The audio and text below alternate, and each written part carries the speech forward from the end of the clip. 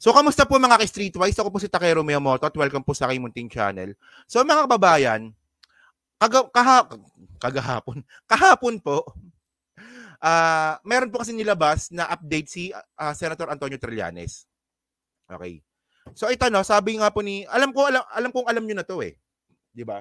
Pero, para lang po sa hindi po nakakaalam, ang sabi po ni Trillanes, sabi niya, based on highly credible information, the ICC investigators have already directly communicated with more than 50 active and former PNP officials regarding their being implicated in the crimes against humanity case of Rodrigo Duterte at the ICC. This means that if they do not immediately signify their intention to cooperate with the investigators, their status would be elevated to being suspects and therefore would result to travel restriction initially and eventually arrest by Interpol. Yan. So, akala ko nung una, matagal pa to, makakaroon ng update. Pero, para malinaw lang po mga kababayan, ang sinasabi nga po dito ni Senator Antonio Trillanes na nagpuproceed po yung kaso sa ICC. At meron pong mga kinakausap na sangkot dun nga po sa drug war nga ni Duterte. So kung makikipag-cooperate, okay. Kung hindi, baka sila madamay. So ngayon mga kababayan, maraming nainis ngayon dito. Okay? Hindi kay Trillanes Just like everybody else, we found out. Dito. So kanina kasi nagsalita itong USEC ata to ng DOJ, no? Na ang sabi, hindi daw dapat nakapag-cooperate itong mga pulis na to. So, posible nga silang magkaroon ng punishment. So, maraming nainis talaga dito. To be fair. Tayo naman, di naman tayo nagiging bias dito eh. Apparently, gano'n daw. Pero, to be fair, maraming nainis dito. Tandaan po natin na itong DOJ po ay parte po ito ng executive branch nga po ni PBBM. So, sa hindi lang po nakakaalam, ito po yung sinabi kanina ng spokesperson po ng DOJ. Sige. Found out from Senator Trillanes about this supposed development.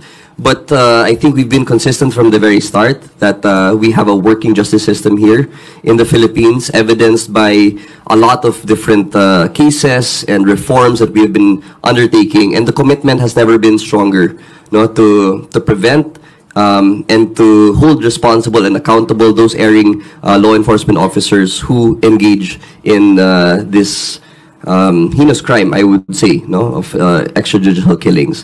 So even without verifying the information, the government stance is consistent ever since.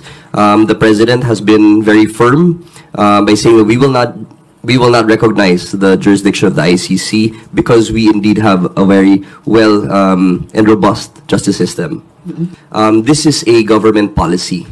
So when a government officer or official is coordinating with the ICC against the direction or the orders and the policy of the government, there may be accountability involved. So it's, if there's any law enforcement or government official that goes against the policies and orders of the authorities in position, then obviously there will be some sort of conflict of interest. There will be accountabilities and definitely liabilities that go with it. There are certain provisions under Republic Act 6713, which is the conduct of public officers. So these are ethical guidelines followed by all public officials. And obviously, if you go against the policy, it will be found under those provisions, the liabilities. Yan na. So ngayon, ang haba ng video, no? So ngayon, malinaw mga kababayan. So regarding nga po dun sa sinabi nga po ni Trillanes, na kung sakali nga daw po na makikipag-coordinate, I think yung mga active lang dito eh. Yung mga active po na PNP sa ICC, posible silang magkaroon ng administrative case. Admin case lang naman to, no? Hindi naman sila maikukulong, di ba? Admin case lang naman. Kasi nga po, ang sabi naman po ni PBBM is wala daw pong jurisdiction ng ICC, di ba? Ayan ang sinasabi. Pero ito lang kasi mga kababayan, no? ito lang, no? Kayo ba, naniniwala ba kayo doon? Kasi ako talaga hindi eh.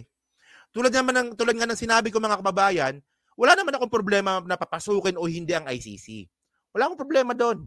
Ang importante lang talaga is magkaroon ng hustisya yung mga natigok nung drug war. Pero ngayon, pag dumating yung ICC, ang tanong ba dito, kaya bang pigilan ni PBBM yung ICC? Ako naniniwala kong hindi.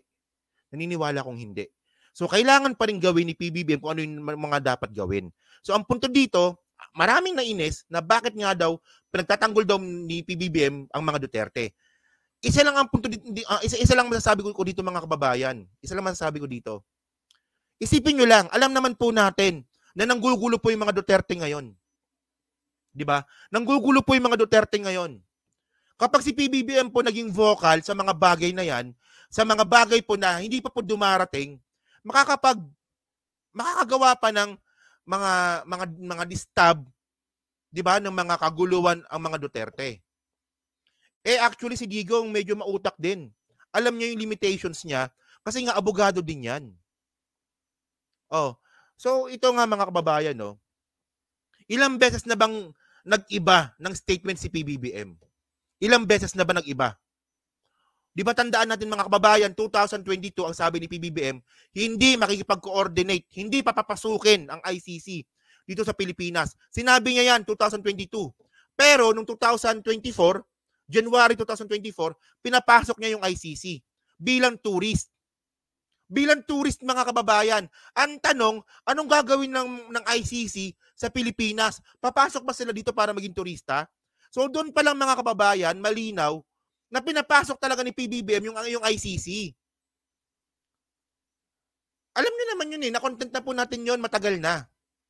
Kaya nga po nagwala ang mga Duterte. Bakit mo pinapasok ang ICC? Ang sabi ni PBBM, pinapasok ko lang yan as tourist. Ang punto kasi, wag tayong mas marunong pa sa presidente. Alam niya yung ginagawa niya. At ang tanong dito, mga kababayan, pag ang ICC ba nag-serve ng warrant, may magagawa ba si PBBM? Actually, wala. Kasi Supreme Court na po makakalaban niya dito. Ito na, content na po natin ito matagal na. Ito decision ito ng NBank Supreme Court 2021. Ito GR number 238875. Ang sabi dito, saan ba yun? Ito. Sa number 1, ano ba yan? 19. Mahaba kasi yan 120 page ata to, no? Ang sabi dito, no? Ang sabi ng Supreme Court, withdrawing from the Rome Statute does not discharge a party from the obligation it has incurred as a member, Article 127 provides. Diba? Sabi ng Supreme Court yan, a state shall not be discharged by reason of its withdrawal from the obligation arising from this statute while it was a party to the statute, including its withdrawal shall not affect any corporation with the court in connection with criminal investigations and proceedings in relation to which the withdrawing state had a duty to cooperate. Sabi ng Supreme Court yan, mga kababayan. Sabi ng Supreme Court yan. So ngayon, mga ka-streetwise, pag dumating po yung warrant at sinabi po ni PBBM na ako naniniwala naman ako hindi niya sasabihin yan. At ako naniniwala din naman ako na alam po ni Digong ito. Alam po ni Duterte yung hatol po ng Supreme Court. At dito po talaga siya mayayari. Pag sinabi ng Supreme Court na mayroong jurisdiction ng ICC, wala pong magagawa yung executive branch na si PBBM. So ito lang, mga kababayan, no, para mas malinaw, okay? Para mag-gets po natin yung punto natin dito. Kahit naman po si Trillanes, nagigets po si PBBM. At alam naman po ng mga Duterte yan. Kasi, mga kababayan, utang na loob po ng mga Duterte kay PBBM kung hindi po siya ipapahuli ng ICC. Ang problema, hindi po 100% na guaranteed si Duterte na ganun nga talagang gagawin ni PBBM. Kasi ang pinaka-question natin dito, bakit pinapasok ni PBBM yung ICC nung January 2024? Bakit niya pinapasok? At dun po talaga naulol ang mga Duterte. So para mas maganda, actually ito, content ito ni Facts First. Panoorin na lang po natin 'to, sinabi nga po ni Trillanes. Sige. Tignan mo nga yung track record ni President Marcos before he became president. Wala kang maririnig na sinabi niyang negative publicly against anyone. Nung binabanatan siya ni Cayetano doon sa debate noong 2016, not a word eh. Before, after, and during, hindi. Meron siyang message discipline eh. Meron siyang message discipline. Ngayon kung sasabihin natin hindi maganda strategy yan, but let's remember, because of this style niya, he's now president. It may have been a very long game, o baka sinuwerte siya, but at the end of the day, yung strategy niya ng ganyan, na walang masamang tinapay, got him to the presidency. So, who's to say? O yan, pwede rin yan, di ba? Ang dami po kasi posibilidad eh. They can serve the warrant but the government will not cooperate. Pwede rin yan eh. Di ba? Kasi merong Interpol, di ba? Continue natin si Trillanes. Hello sa JIL, andyan pala si Sir Ivan, no? Say that that strategy is not a good strategy. Kaya nga ang tinitingnan ko na lang dito is si President Marcos says what he will say what he needs to say, but in the end he will do what he needs to do. So yun naman yun. Tingnan natin, doon natin ma-analyze na iba yung saloobin, no? Or at least let us hope so. Anong effect nun kina Duterte, kina Sara? It confuses them eh. 'Di ba? Kasi if you wear your heart on your sleeve, more or less mape-predict nila, mababasa ka na eh. For this approach, hindi ganon. Hindi nila mabasa. Nako-confuse sila.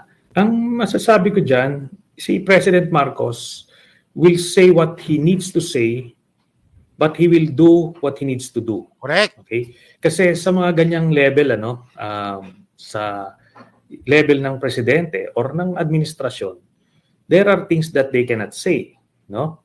Kaya i-speculate mo lang, ano ba yung nangyayari talaga sa likod nito? Ano ba ito? Ayan, ito yung tingnan natin mga kababayan.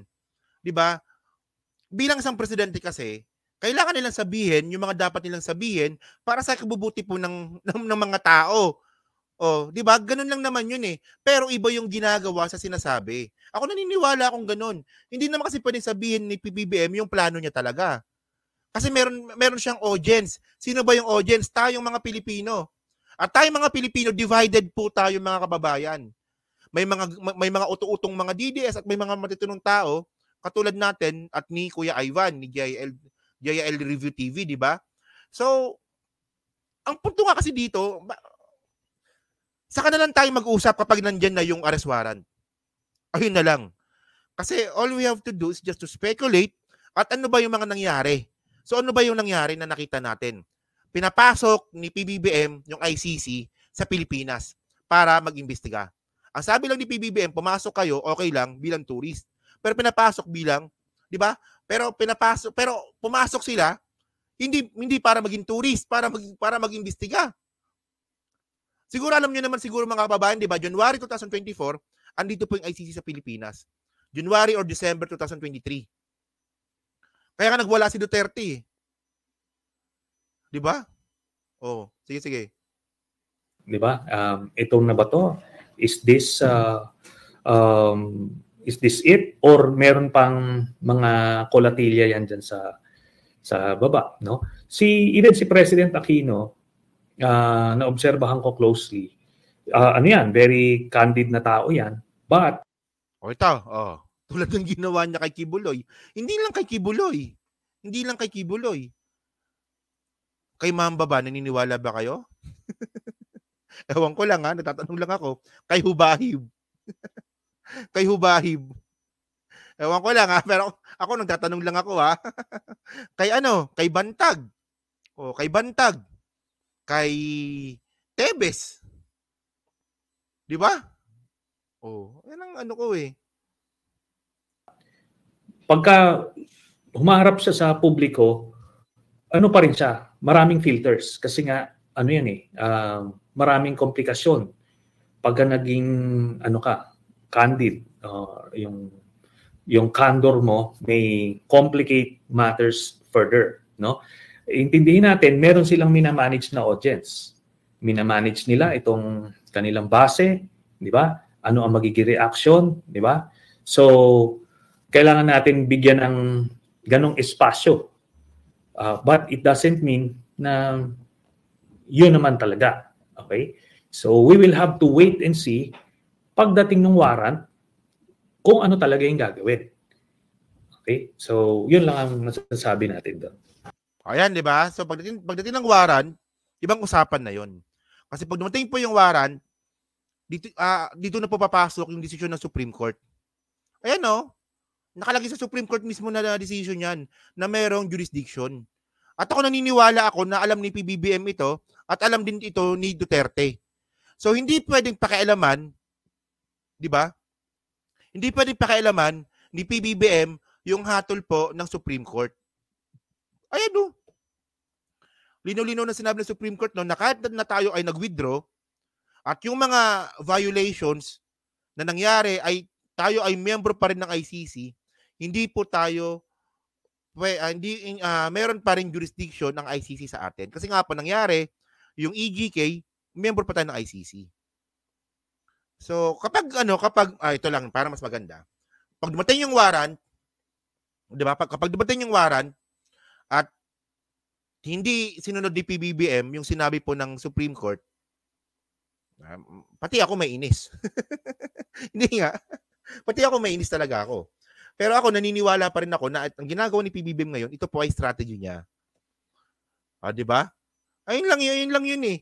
Kasi nasanay po kasi tayo sa presidenteng barubal. Nasanay po tayo kay Duterte na barubal. Kapag si PBBM po kasi, ang kailangan natin dito is tingnan at pag-isipan at pag-aralan yung mga kilos po ng ating presidente para maintindihan po natin. Kaya ako naniniwala talaga ako na strategy po ni PBBM ito. Wag kayong mawalan ng pag-asa dito.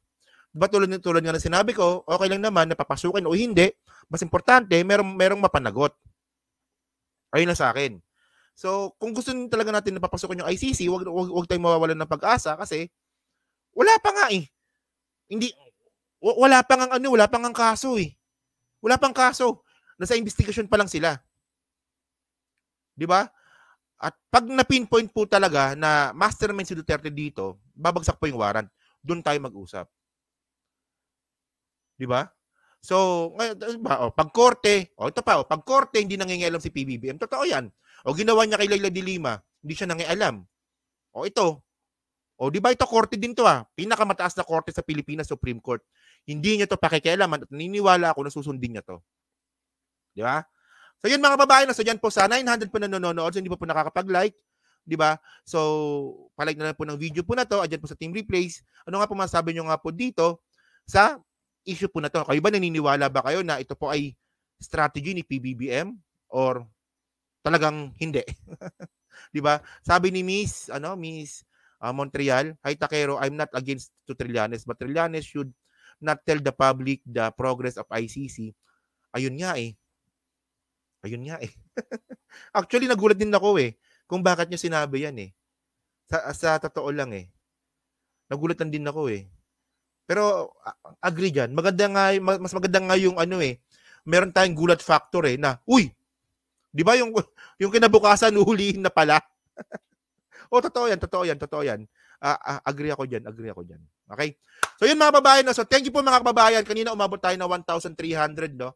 So thank you po. Maraming salamat po sa patuloy po na pagsuporta.